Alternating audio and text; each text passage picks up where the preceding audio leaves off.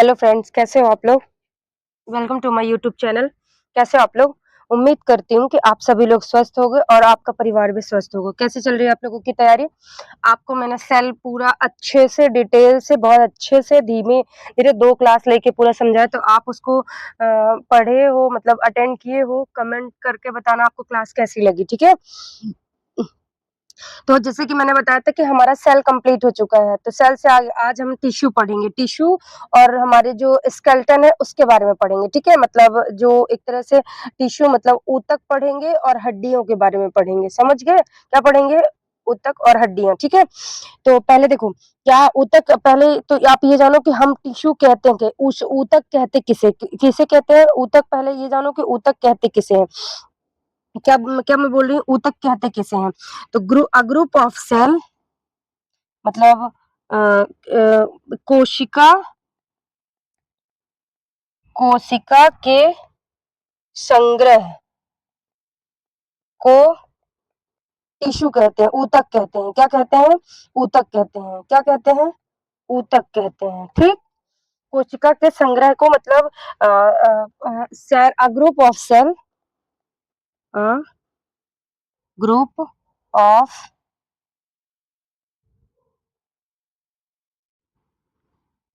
Cell a group of cells that's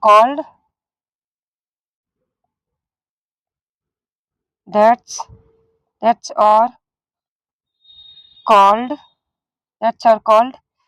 tissue, ठीक? और मैंने आपको कल अच्छे से बताया था कि टिश्यू बनते कैसे हैं, एक कोशिका से बहुत सारी कोशिका कैसे बनती है, सेंट्रोसोम के द्वारा। सेंट्रोसोम क्या करता है? वो कोशिका का विभाजन करता है, ठीक है? तो ऑर्डर कौन देता है? तो न्यूक्लियस ऑर्डर देता है। न्यूक्लियस के अंदर क्या पाया जाता है? मैंने आपको बताया था कल क्रोमोसोम पाया जाता है। क्रोमोसोम के अंदर क्या होता है? डीएनए होता है। डीएनए के अंदर क्या होता है? जीन्स होता है। जीन क्या होता है? जीन जो हमारे एक संतति से मतलब हमारे पेरेंट्स से जो उसके बच्चों तक इन्फॉर्मेशन सप्लाई होती है, तो वो किसके थ्रू होती है? तो वो जीन्स के थ्रू होती है, ठीक है? वो कहाँ पाया जाता है? वो न्यूक्लियस में पाया जाता है। इतनी सारी चीज़ें मैंने कल आपको ये सब चीज़ें बता दी थी। तो देखो कोशिका पहली बात तो मतलब वो जो टिश्यू है, टिश्यू कहते हैं तो एक से जब बहुत सारी कोशिकाएँ मिलके क्या बनाती हैं? ऊतक बनाती है। बहुत सारी कोशिकाएँ मिलके क्या बनाती हैं? ऊतक। देखो ऊतक समान कोशिकाओं का एक समूह होता है जिनकी उत्पत्ति, संरचना और कार्य समान होता है। ये मिलकर किसी विशेष कार्य को पूरा करते हैं।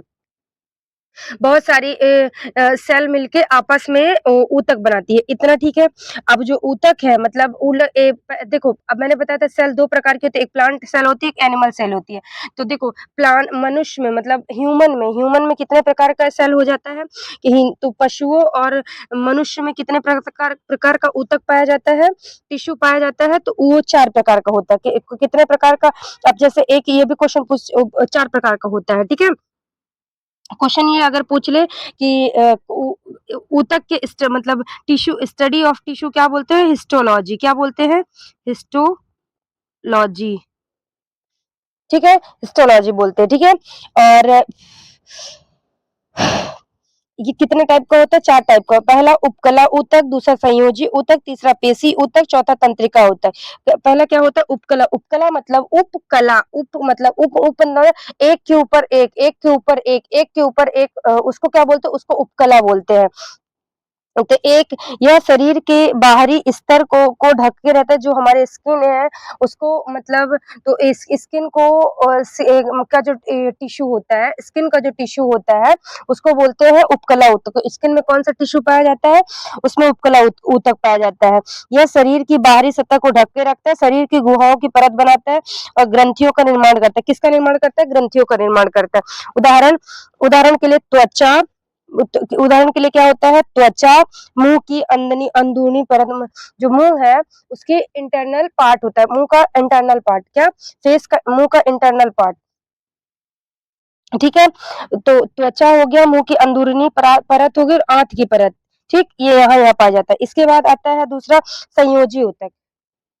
मैंने क्या बताया? संयोजी ऊतक। संयोजी ऊतक कहाँ-कहाँ पाया जाता है? तो संयोजी मतलब क्या होता है? जोड़ना। तो संयोजी का मतलब क्या होगा? एक सिंपल से अगर हम भाषा में पूछेंगे तो संयोजी का मतलब होता है जोड़ना। तो ऐसा टिश्यू जो किसी 2 चीज़ों को जोड़ता है, उसे हम क्या बोलेंगे? उसे संयोजी टिश्यू बोलेंगे। मतलब संयोजी ऊतक बोलेंगे। क्या बोलेंगे? संयोजी ऊतक। जो 2 टिश्यूओं को आपस में जोड़ता है उसे हम क्या बोलेंगे? उसे संयोजी ऊतक बोलेंगे, ठीक? क्या बोलेंगे? तो उसे बोलेंगे हम संयोजी ऊतक। क्या बोलेंगे? संयोजी ऊतक बोलेंगे, ठीक है? अब जैसे कि मैंने आपको बताया कि 2 चीज़ों को जो मतलब जोड़ के रखता है, उसे हम क्या बोलते हैं? उसे बोलते हैं संयोजी ऊतक, ठीक है? तो उसको उसको क्या बोलते हैं? उदाहरण के लिए जैसे ब्लड, जो स्किन है, ब्लड को पूरे बॉडी से जोड़ के रखता है, उसको तो जो जो ब्लड होता है वो एक प्रकार का ऊतक होता है, मतलब टिश्यू ही होता है। एक प्रकार का क्या होता है? टिश्यू होता है, ठीक है? जो ब्लड हमारा होता है वो एक प्रकार का टिश्यू होता है। कैसा टिश्यू होता है? वो कनेक्टिंग टिश्यू होता है। कैसा टिश्यू होता है? कनेक्टिंग टिश्यू होता है। किस प्रकार का ऊतक होता है? तो वो कनेक्टिंग टिश्यू होता है, ठीक है? ठीक। अगला क्वेश्चन है, और अगला है पेशी ऊतक। कौन सा ऊतक? अगला है पेशी ऊतक। पेशी ऊतक मतलब होता है यह शरीर के अंगों एवं भागों की गति मतलब मूवमेंट, फ्लेक्सिबिलिटी, इन सबको। तो पेशी मतलब ऐसा होता है फ्लेक्सिबल। क्या होता है? फ्लेक्सिबल मतलब लचीलापन। तो बॉडी में जहां जहां लचीलापन पर चीजें पाई जाती है, फ्लेक्सिबिलिटी पाई जाती है, वहां पास कौन सा ऊतक पाया जाता है? पेशी ऊतक। इन उदाहरण के लिए मुंह की पेशियां, जो हमारी जीभ की पेशियां होती है, मतलब जो जीभ होता है और कितना सॉफ्ट होता है, मतलब कितना इधर-उधर मूव कर सकता है। तो मुँह के अगर मैं पूछूँ कि जीभ के अंदर कौन सा टिश्यू पाया जाता है, तो उसमें होगा पेशी टिश्यू, ठीक है? उसमें उसमें कौन सा ऊतक पाया जाता है? उसमें पाया जाएगा पेशी ऊतक, ठीक है? यह शरीर के अंगों एवं भागों की गति मूवमेंट के लिए जिम्मेदार होता है। उदाहरण के लिए कंकाली पेशी, मुंह पेशी, हृदय पेशी, ठीक? अगला होता है, चौथा होता है तंत्रिका ऊतक। चौथा क्या होता है? तंत्रिका ऊतक, मतलब नर्वस टिश्यू। क्या बोलते अगले को क्या बोलते हैं? Nervous tissue. क्या बोलेंगे अगले को? Nervous tissue. क्या बोलेंगे अगले को? Nervous tissue. ये कहाँ पाया जाता है? नर्वस। तो जो नर्वस टिश्यू होता है वो हमारे नर्वस सिस्टम में।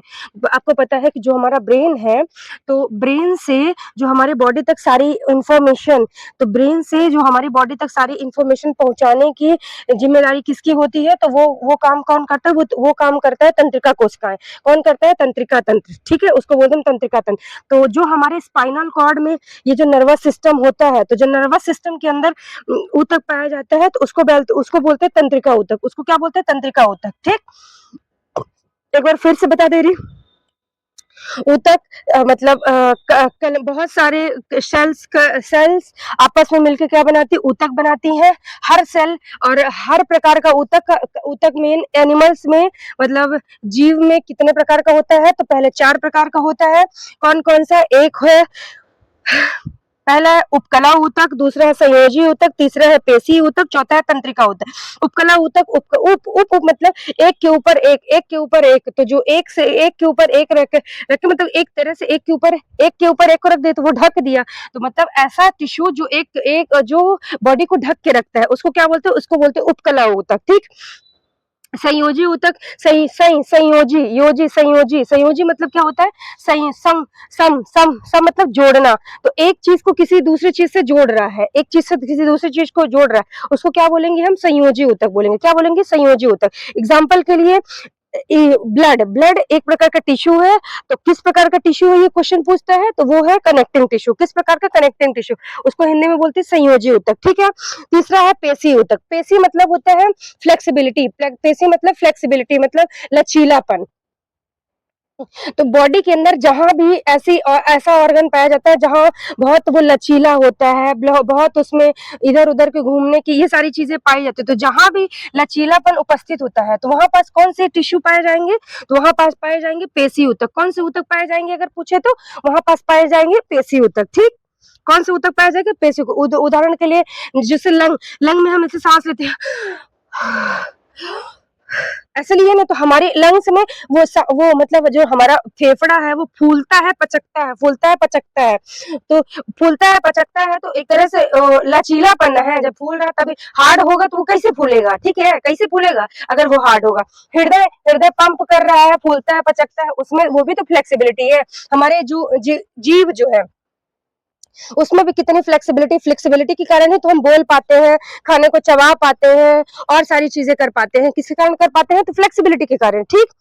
इसके बाद आता है लास्ट आता है तंत्रिका ऊतक। कौन सा होता है? तंत्रिका ऊतक। वह विद्युत संकेतों को मतलब वही जो भी हमारे ब्रेन मतलब जो भी जानकारी है सारी चीजें हमारी बॉडी से मतलब ब्रेन से लेके पूरे बॉडी में फैलाने का काम किसका होता है? तो वो काम होता है तंत्रिका कोशिका का, ठीक, मतलब तंत्रिका ऊतक का, ठीक।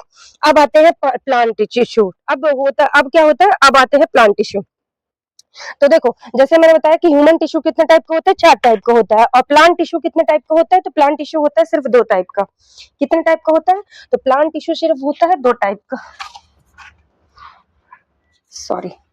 तो अगर पूछो कि मतलब पादप ऊतक कितने प्रकार का होता है? पादप ऊतक सिर्फ 2 प्रकार का होता है। कितने प्रकार का होता है? सिर्फ 2 प्रकार का होता है। कौन कौन सा? फिर उस 2 प्रकार के अंदर बटा हुआ होता है। उस 2 प्रकार के अंदर फिर बटा हुआ होता है। पर अगर मुख्य पूछे कि पादप ऊतक कितने प्रकार का होता है तो मेनली वो 2 ही प्रकार का होता है, ठीक। अब क्वेश्चन ये है कि कौन कौन सा होता है? एक तो वही होता है विभज्योतक ऊतक, जिसको मैंने बोला विभज्योतक ऊतक मतलब एक के ऊपर एक की चीजों को ढक के रखना। मैंने क्या बताया? किसी भी चीज को एक के ऊपर एक को ढक के रखना, वो किसका काम होता है? वो होता है विभज्योतक ऊतक का, ठीक है। और स्थायी ऊतक मतलब एक फिक्स जगह पे रहता है, फिक्स काम रहता है उसका काम, वो क्या होता है?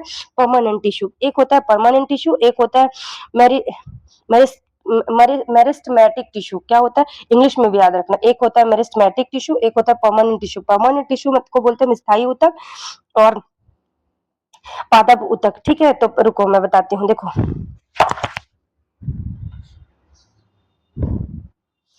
जैसे मैंने बताया कि प्लांट टिश्यू कितने टाइप का होता है? सॉरी यार, एक अब नहीं घूमेगा। देखो प्लांट टिश्यू, मैंने क्या पूछा? प्लांट टिश्यू कितने टाइप का होता है, ठीक। अभी मैंने बताया 2 टाइप का। एक है विभज्योतक ऊतक, विभज्योतक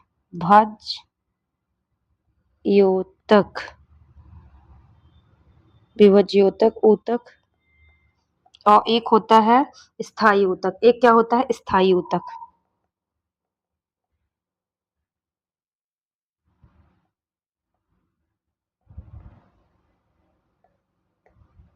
सॉरी, एक सेकेंड।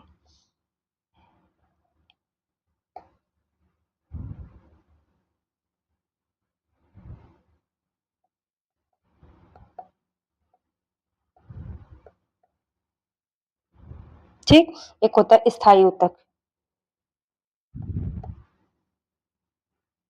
फिर पूछे कि विभज्योतक ऊतक कितने टाइप का होता है?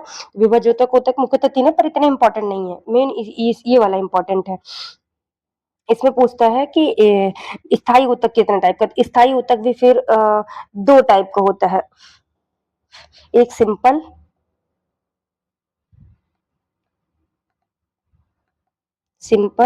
एक कॉम्प्लेक्स, ठीक है। सिंपल तो फिर सिंपल कितने टाइप का होता है? सिंपल 3 टाइप का होता है, 3 टाइप का होता है। सिंपल कौन कौन से थे? पैरेन्काइमा,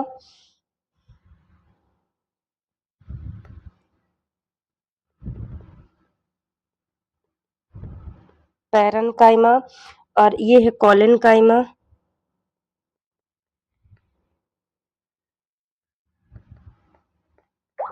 तीसरा है स्केलेनकाइमा,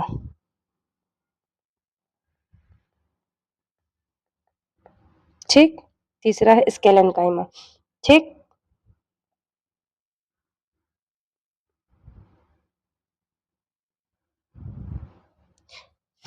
इसके बाद अगला आता है पैरेन्काइमा कितने टाइप का होता है? तो ये होता है एरेन्काइमा, फिर पैरेन्काइमा भी 2 टाइप का है, 2। एक है एरेन्काइमा,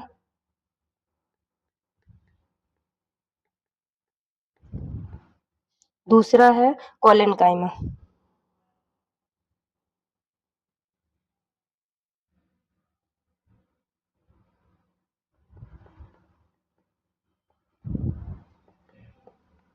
ठीक। ऐसे फिर कॉम्प्लेक्स टिश्यू भी कितने टाइप का होता है? ये भी 2 टाइप का होता है। एक होता है जाइलम,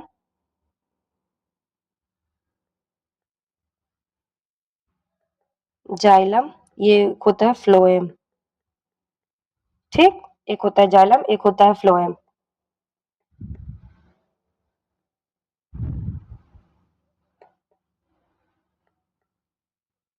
ठीक? चले?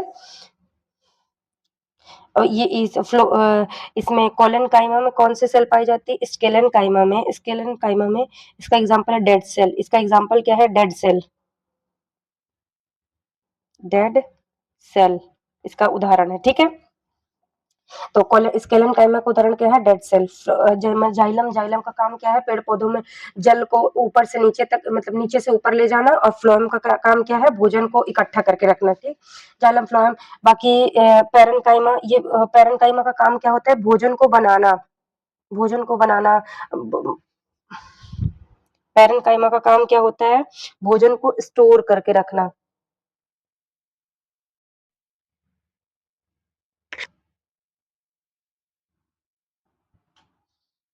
इसका काम क्या होता है? भोजन स्टोर।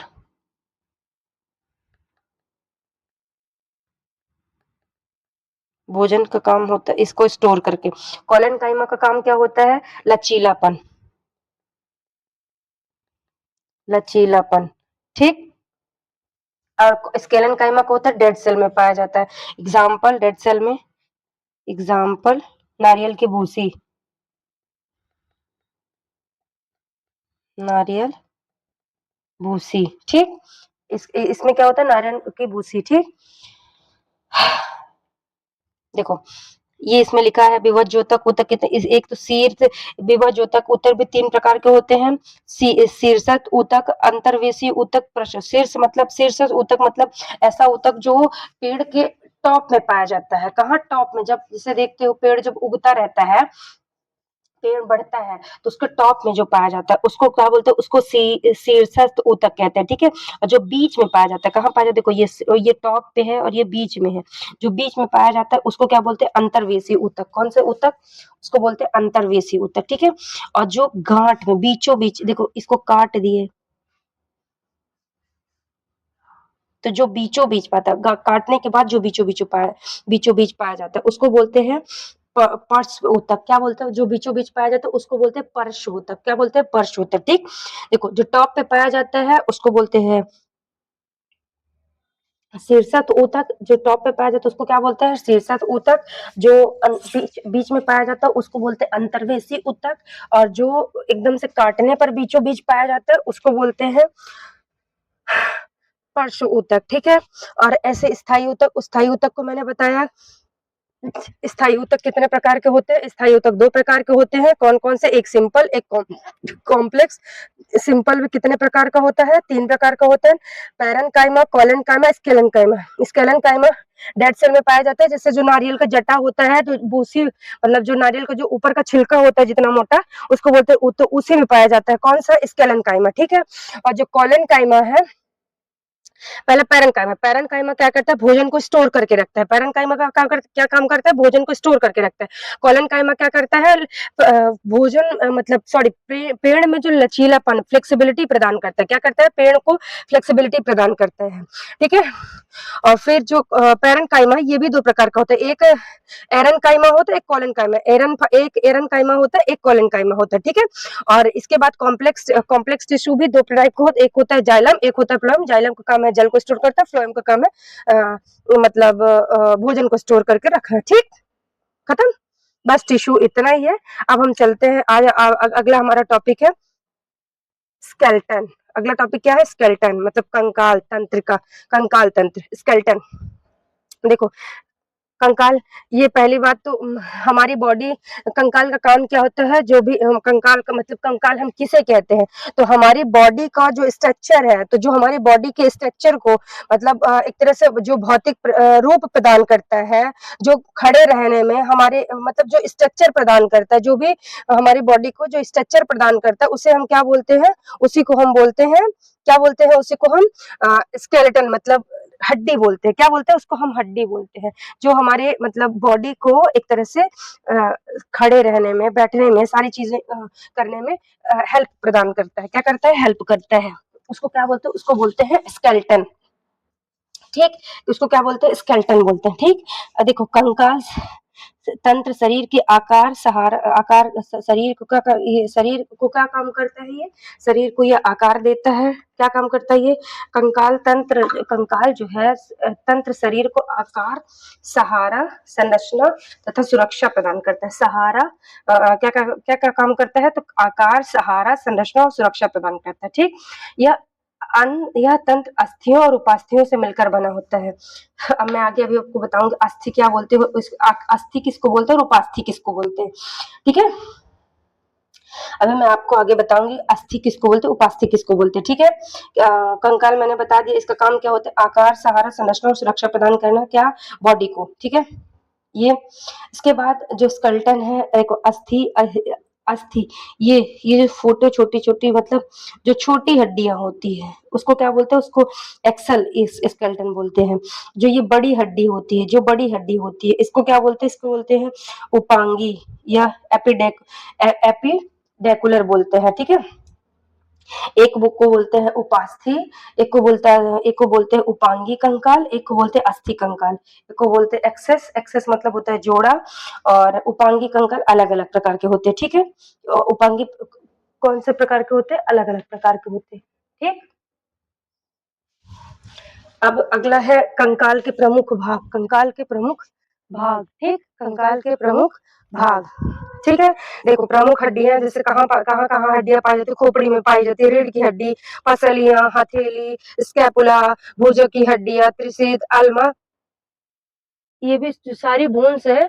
तो इन्हीं को हमें पढ़ना है लंबे से डिटेल से। क्वेश्चन जैसे पूछता है सबसे बड़ी हड्डी कौन सी होती है, सबसे लंबी मतलब लंबी, बड़ी का मतलब लंबी, सबसे लंबी हड्डी कौन सी होती है, क्वेश्चन पूछता है।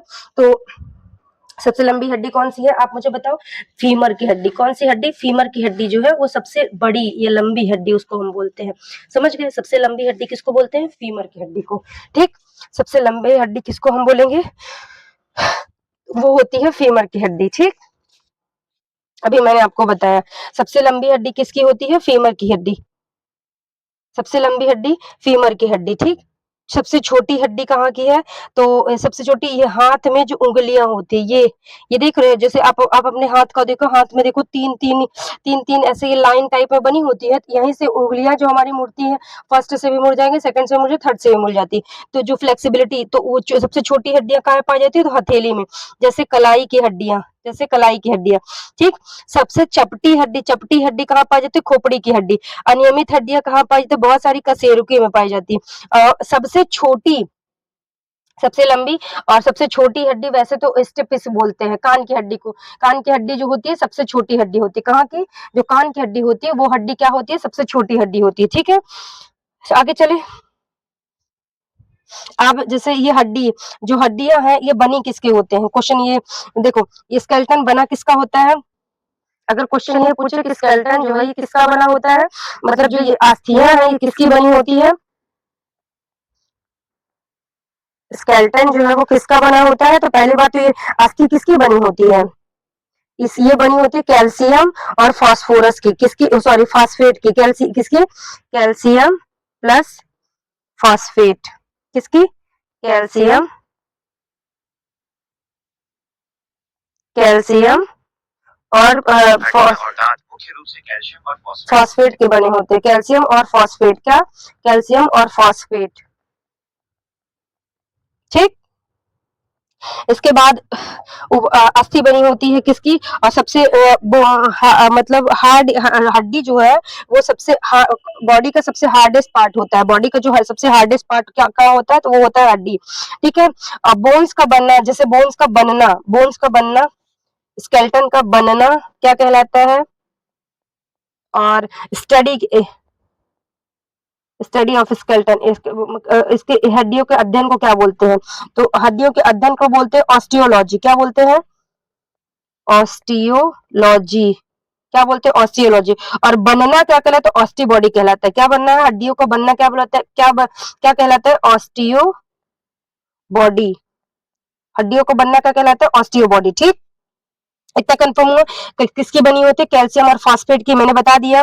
अब जो 30 से पहले देखो हमारी बॉडी जो मतलब देखो जितना जितना बच्चे मतलब जितनी कम उम्र रहेगी उतनी जो हड्डियां हैं तो वो जल्दी ठीक होती है। अगर टूटती है तो जितनी कम एज आपकी रहेगी उतनी जल्दी हड्डियां ठीक हो जाती है, मतलब रिकवर करती हैं। और जितनी ज्यादा एज रहती है उतना ही टाइम लगता है रिकवर होने में। जितना जितना ज्यादा एज रहेगा उतना ही ज्यादा।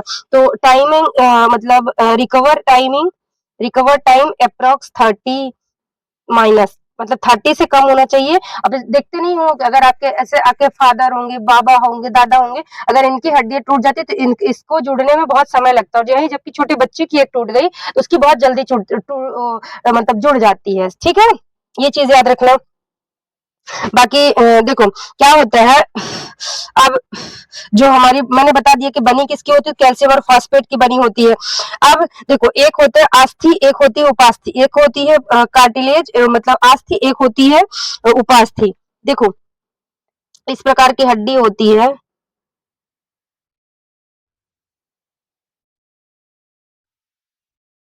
ठीक, ये ये थोड़ा सा गड़बड़ा गया इधर। अरे ये तो पूरे चला गया।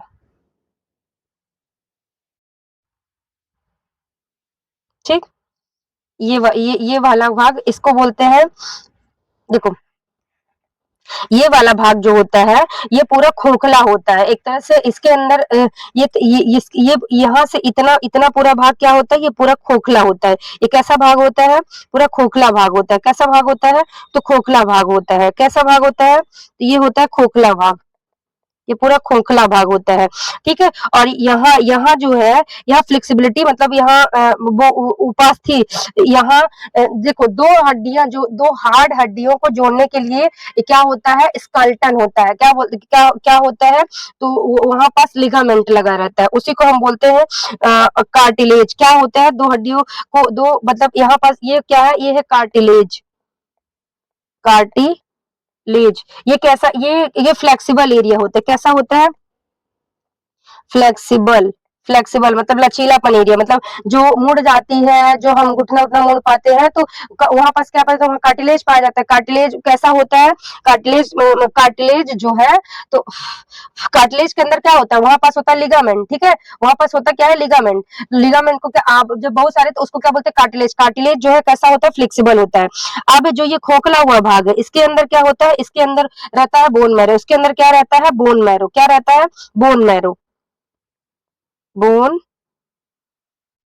बोन मैरो, इसको हिंदी में बोलते हैं अस्थि मज्जा। अस्थि मज्जा। ये हमारा जो ब्लड है कहाँ बनता है, ब्लड कहाँ बनता है, ब्लड यहीं बनता है। ब्लड सॉरी, अभी रुकना एक सेकेंड।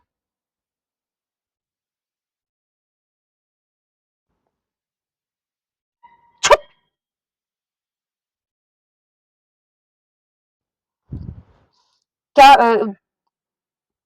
क्वेश्चन पूछे कि ब्लड कहाँ बनता है, तो बोन मैरो में बनता है। कहाँ बनता है, बोन मैरो में। ठीक है, ये याद रखना।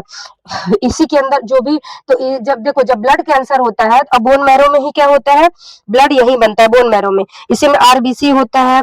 ठीक है, इसीलिए बोलते हैं कि अगर किसी को ब्लड कैंसर हो गया, ब्लड कैंसर में क्या रिप्लेस किया जाता है, कि क्या एक्सचेंज किया, तो ब्लड कैंसर में क्या रिप्लेस किया जाता है, बोन मैरो को ही ट्रांसप्लांट किया जाता है। बोन मैरो ट्रांसप्लांट होता है ना किसमें, वो इस ब्लड कैंसर में। किसमें बोन मैरो ट्रांसप्लांट होता है, तो ब्लड कैंसर में। किसमें होता है, ब्लड कैंसर में। ये याद रखना। ठीक है, इसके बाद पूछता है और चीजें इसमें क्या बता सकती हूँ, इसमें आरबीसी होता है, डब्ल्यूबीसी होता है। देखो क्या होता है कि अगर किसी का बोन मैरो ट्रांसप्लांट होता है तो जो बोन मैरो दे रहा है और जो बोन मैरो ले रहा है उसके अंदर से क्या होता है कि जिसको ब्लड तो यही बन रहा है तो इसी के अंदर आरबीसी बनेगा, डब्ल्यूबीसी बनेगा, प्लेटलेट्स एटसेट्रा सब कुछ बनेगा। तो ये याद रख लो कि जहां किसी भी हॉस्पिटल में अगर बोन मैरो ट्रांसप्लांट होता है वो एरिया सबसे अलग रहता है। क्यों, क्योंकि जब बोन मैरो ट्रांसप्लांट किया जाता है उस टाइम पे दोनों की बॉडी से जो डब्ल्यूबीसी वो एकदम से खत्म हो जाता है। डब्ल्यूबीसी जो है दोनों को बॉडी से खत्म हो जाता है। जैसे इसी को निकाल दिए, इसको निकाल दिए, तो इसी में तो आरबीसी डब्ल्यूबीसी सब बन रहा था तो डब्ल्यूबीसी मतलब निकाल दिए तो डब्ल्यूबीसी बनना बंद हो गया। क्या हो गया, डब्ल्यूबीसी बनना बंद हो गया। इसके कारण जो बीमारी है तो बीमारी के लड़ने की क्षमता नहीं रहेगी, इसीलिए डब्ल्यूबीसी नहीं रहता है। समझ रहे हो, इसीलिए WBC नहीं रहता है। तो इसीलिए मतलब जो उसका डिपार्टमेंट है वो सारी चीजें अलग बनाई जाती है, समझ गए। बाकी ब्लड कैंसर में क्या, ब्लड कैंसर में क्या ट्रांसप्लांट किया जाता है, तो बोन मैरो, ठीक। और कोई चीज यहाँ अस्थि में जो और क्या बता सकते हो, आरबीसी यहाँ होता है इसको। और यहाँ पास क्या पाया जाता है, लिगामेंट क्या होता है, दो, अरे रुक जाओ मैं इसको आगे बताती हूँ। क्वेश्चन एक ये भी याद रखो कि मतलब अस्थि में मतलब बोन्स में कौन सी प्रोटीन होती है, बोन में कौन सी प्रोटीन होती है, प्रोटीन, कौन सी प्रोटीन होती है, ओसिन, कौन सी, सॉरी अभी खराब हो गया क्या,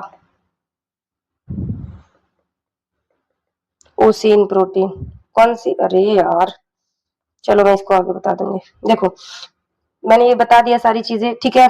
अब देखो देखो अस्थि अस्थि बोन टिश्यू क्या होता है, मैंने अभी बताया कठोर परत होता है, कॉम्प्लेक्स अस्थि, इसके अंदर स्पंजी भाग होता है, ये ऐसे जैसे स्पंजी ऐसा कि दबाओ तो चिपक जाता है, दबाओ तो दब जाता है, बीच वाला भाग इसको इसके बीच में क्या होता है, इसके बीच में अस्थि मज्जा, ये बोन मैरो होता है, जहाँ क्या बनता है, जहाँ ब्लड बनता है, ठीक है। अभी मैंने बताया इसको इस वाले पार्ट ये मतलब मैंने बताया ना कि देखो बाहर से ये कठोर रहेगा, मैंने क्या बताया, बाहर से ये टफ रहेगा मतलब कठोर रहेगा, पर अंदर क्या है, अंदर मुलायम रहता है, उसी को क्या बोलते हैं, उसको बोलते हैं हम कार्टिलेज, क्या बोलते हैं इसको, कार्टिलेज, क्या बोलते हैं, कार्टिलेज।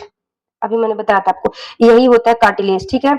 अब इतने बाप रे, ठीक है, कार्टिलेज। अब बाकी इसके अंदर ये सारी चीजें मैंने बता दी, शरीर के आकार को सहारा देता है, मांसपेशियों के साथ मिलकर गति को, आंतरिक भागों की रक्षा करते हैं, कैल्शियम और फास्फोरस का भंडारण करते हैं, अस्थि मज्जा में रक्त कोशिकाओं का निर्माण होता है, वही मतलब ब्लड सेल का, ठीक है।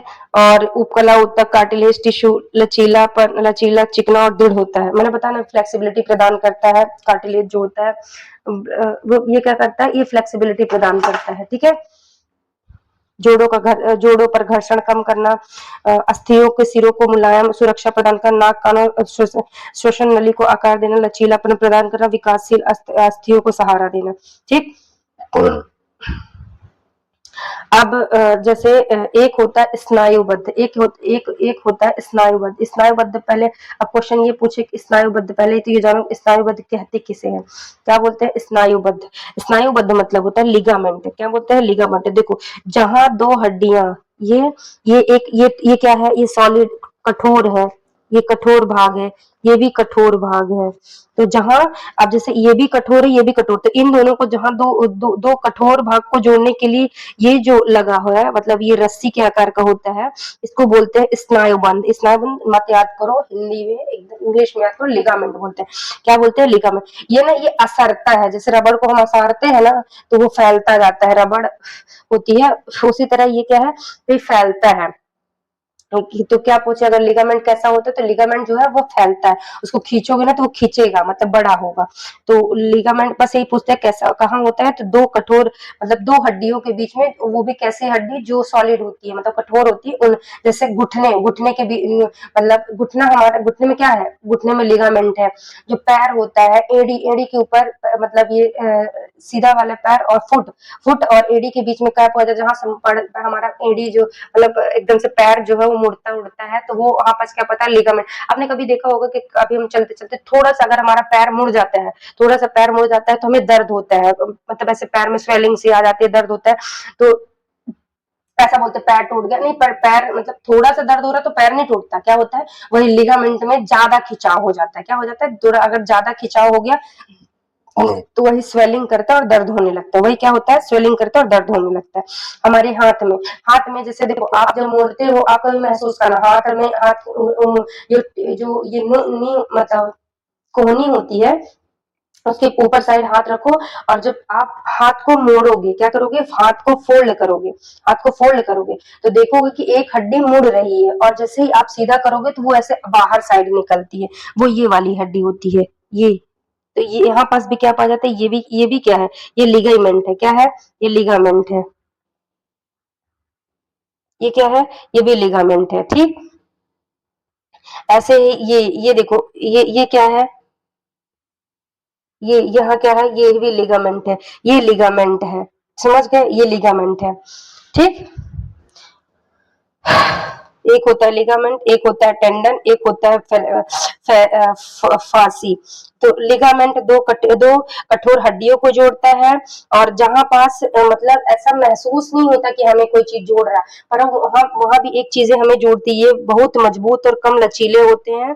ये मांसपेशियों के संकुचन की शक्ति को कम कर दो। उदाहरण के लिए एथिलेट टेंडन, घुटने की कंडरा बाईपास टेंडन, ठीक।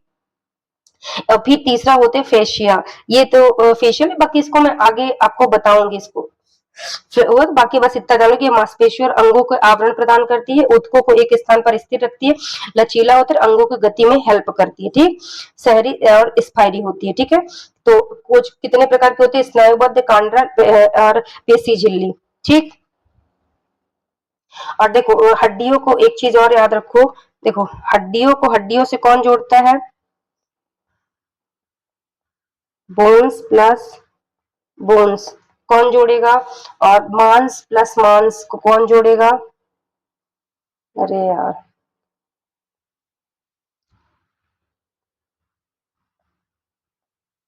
मांस प्लस मांस को कौन जोड़ के रखता है, और मांस प्लस अस्थि को कौन जोड़ के रखता है,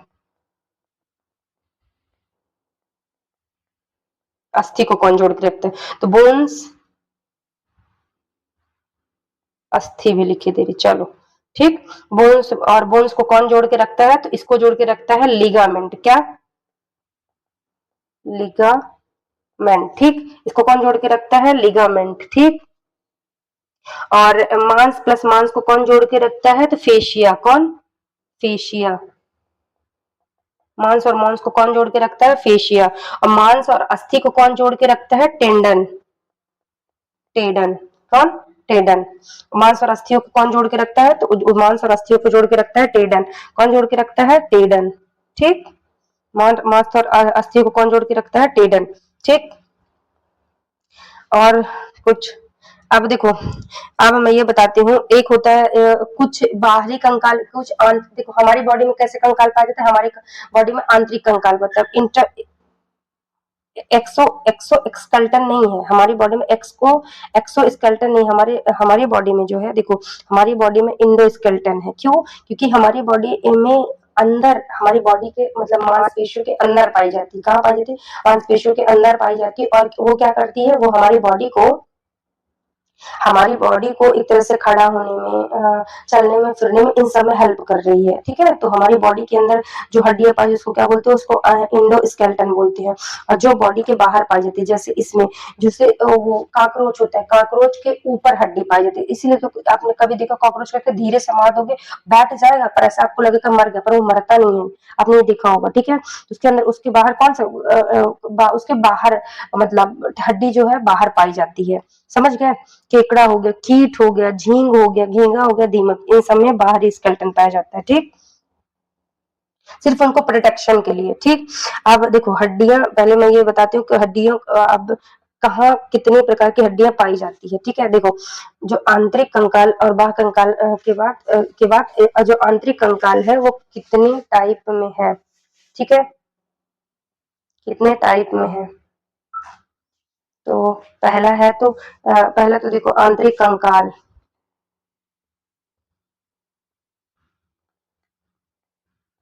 आंतरिक कंकाल, ठीक है, आंतरिक कंकाल। इसके बाद एक होता है उपांगी, एक होता है अक्षीय,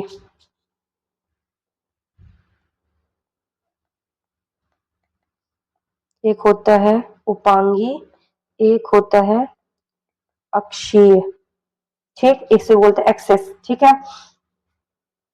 उपांगी, उपांगी कितनी होती है, उपांगी कितनी होती है, 126 होती है। अक्षीय कितनी होती है, अक्षीय होती है 80, ठीक है।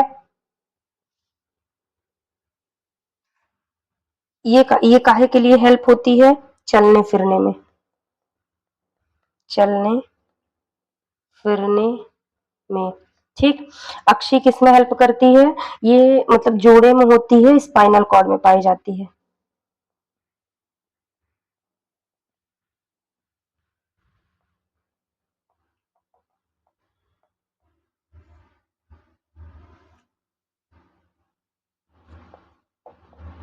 कहाँ पाया जाता है? स्पाइनल कॉर्ड में पाया जाता है। ठीक, अब तो ये 126 हड्डियां। अब इसके अंदर कौन कौन सा आता है? तो इसके अंदर आएगा हाथ, पैर और कंधा, जांघ, जिसको हिप बोलते हैं, हिप। ठीक है, कमर, सॉरी कमर बोलेंगे, जहाँ क्या बोलेंगे?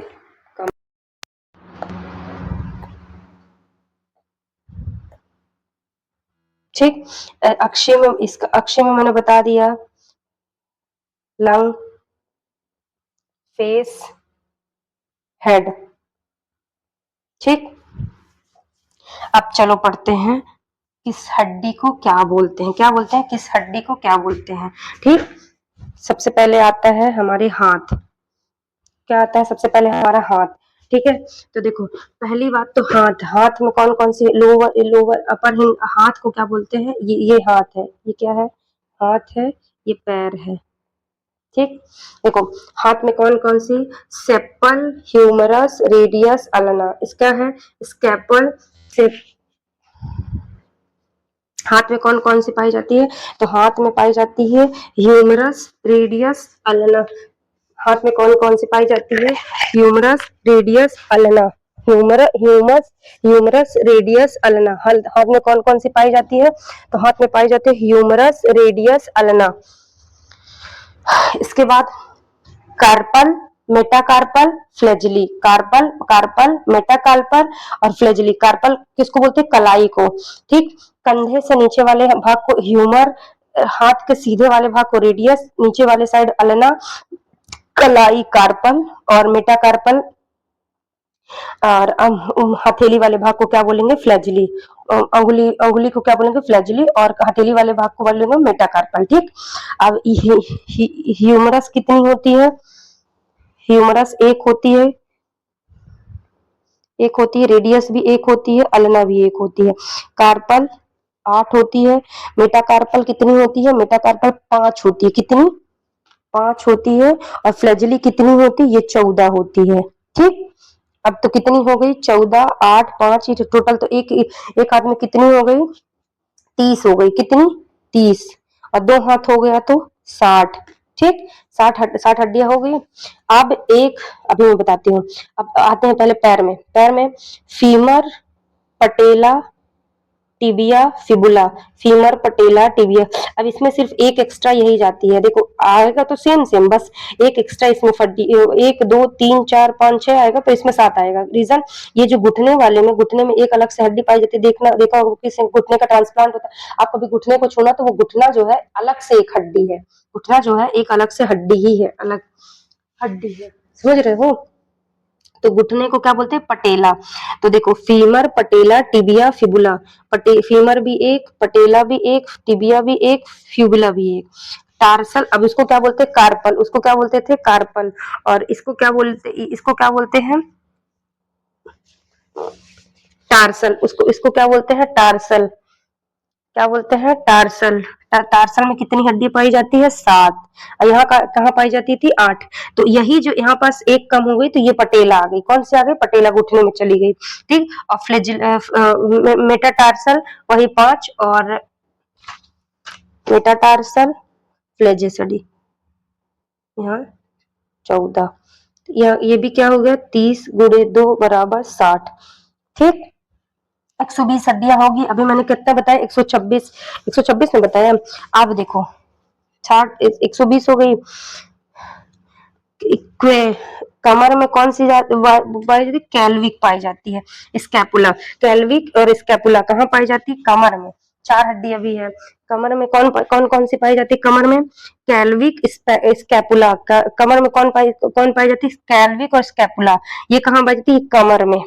ये कहाँ होती है? कमर में। और ये मतलब, sorry sorry sorry sorry sorry sorry, उल्टा बोल दी। कमर में नहीं, मतलब ये कंधे में, हाथ, कंधे में। ठीक, पैर में क्या पड़ती है? ये पैर में पेल्विस, जो कमर वाला भाग, ये है कमर। कमर में क्या है? पेल्वी। पेल्विस कहाँ है? कमर में। कमर में क्या है? पेल्विस। कमर में क्या है? पेल्विस। कमर में क्या है? पेल्विस। ठीक है, कमर में क्या है? पेल्विस। स्कैपुला, कैल्विन, सबसे कमजोर मतलब किसको बोलते हैं? स्कैपुला को बोलते हैं। किसको बोलते हैं? कैल्विन को बोलते हैं। सबसे कैल्विन को क्या बोलते हैं?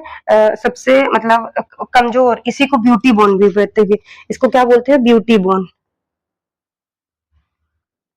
ब्यूटी बोन क्या बोलते हैं? ब्यूटी बोन्स भी इसको बोलते हैं। ठीक, करेक्ट। इतना हो गया।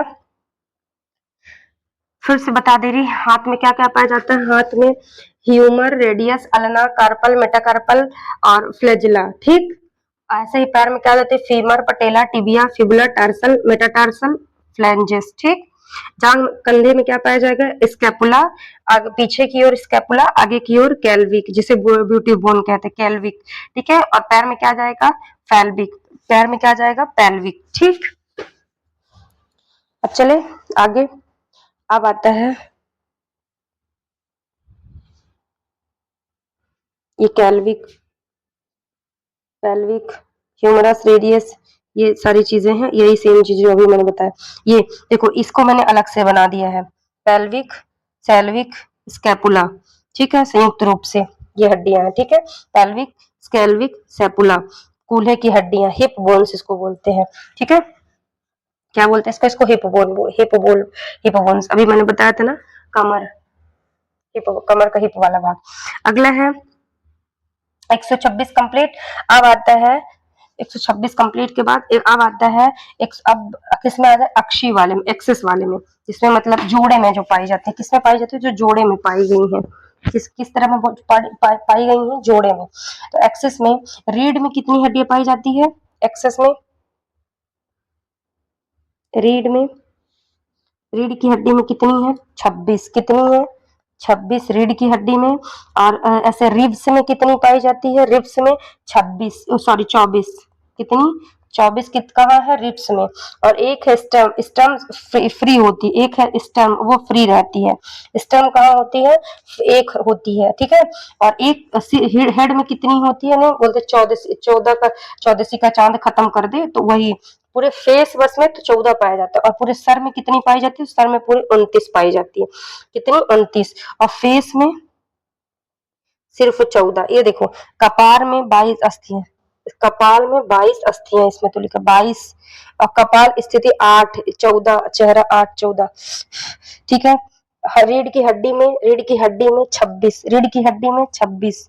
ठीक है, और पिंजरे में मतलब ये स्केलेटन मतलब क्या बोलते इसको? रिब्स, रिब्स में मतलब रिब्स में कितने जो ये जहाँ हमारा फेफड़ा होता है, तो जो फेफड़े के रिब्स, रिब्स में कितनी पाई जाती है? तो उसमें 24 पाई जाती है। कितनी पाई जाती है? 24 पाई जाती है। ठीक,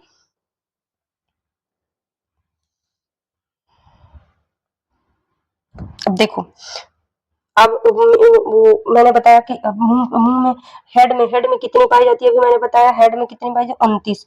29 में से 22 कहाँ पाई जाती है? 22 तो हमारे सिर्फ खोपड़ी में पाई जाती है। 22 कहाँ पाई जाती है? खोपड़ी में। 22 कहाँ पाई जाती है? खोपड़ी में। एक हाइड होती है। कान में कितनी पाई जाती है? 6। कान में कहाँ कितनी पाई जाती है? देखो, यहाँ पास में लिखे दे रही है अलग से, अक्षीय,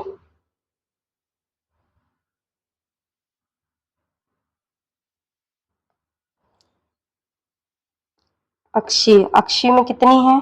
अक्षीय में टोटल कितनी हड्डियां हैं? इसमें टोटल 80 हड्डियां हैं।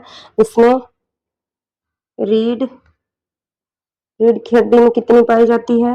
रिब्स में कितनी पाई जाती है? स्टर्म में कितनी पाई जाती है?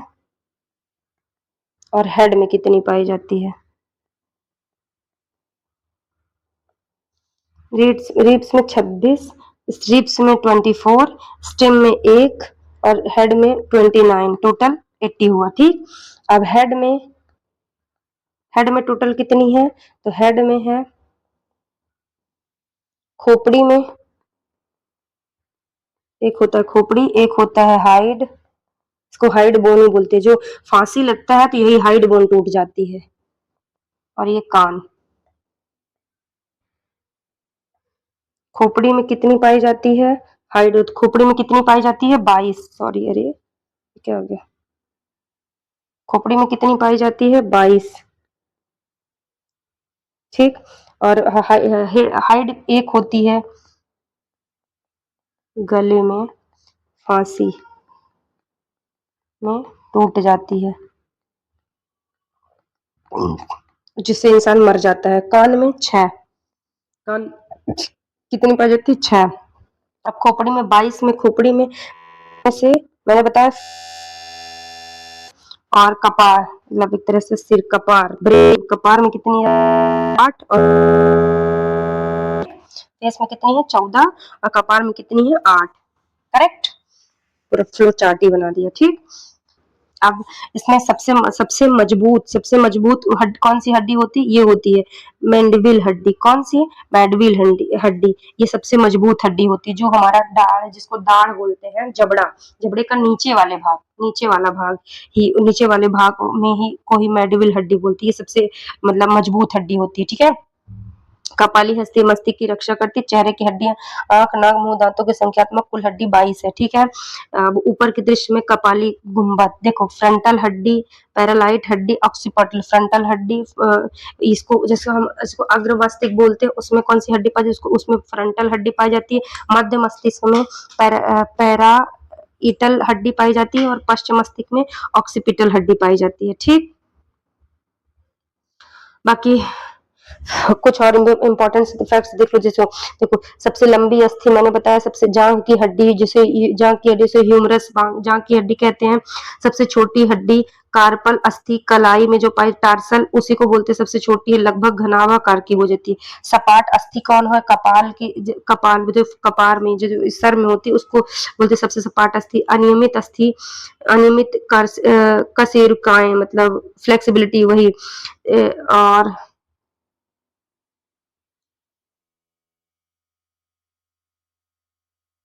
की वो होती है फीमर ह्यूमरस टिबिया, चपटी, कपाल पस्ती, स्कैपुला अभी मैंने बताया, और रक्षात्मक अवरोधन मतलब कुछ ऐसे इंपॉर्टेंट से देख लेना।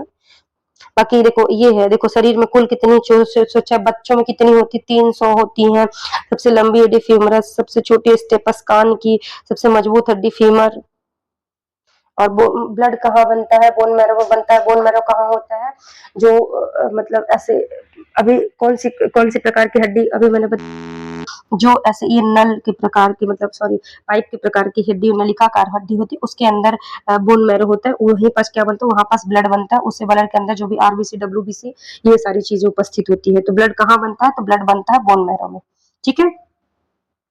सारे ये चीजें याद रख लेना, याद कर लेना सारे हड्डियों के नाम कौन से, क्योंकि ये पेपर में कभी कभी पूछ लेता है। ठीक है। चलिए मिलते हैं कल। सेशन अच्छा लगे तो प्लीज लाइक शेयर सब्सक्राइब करना।